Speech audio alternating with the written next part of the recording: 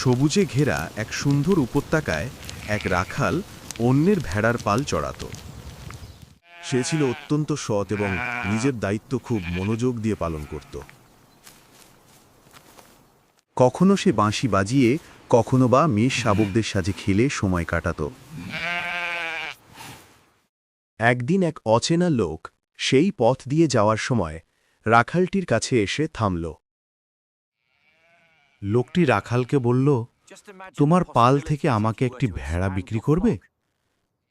রাখাল উত্তরে বলল, আমি দুঃখিত, এই ভেড়াগুলোর মালিক আমি নই, আমি শুধু একজন রক্ষক।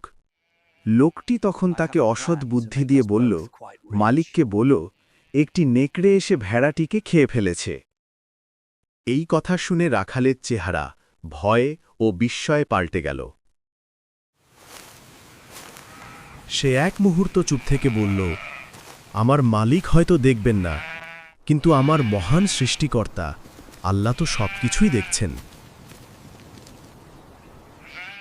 রাখালের এমন সৎ উত্তরে লোকটি একেবারে অবাক ও মুগ্ধ হয়ে গেল।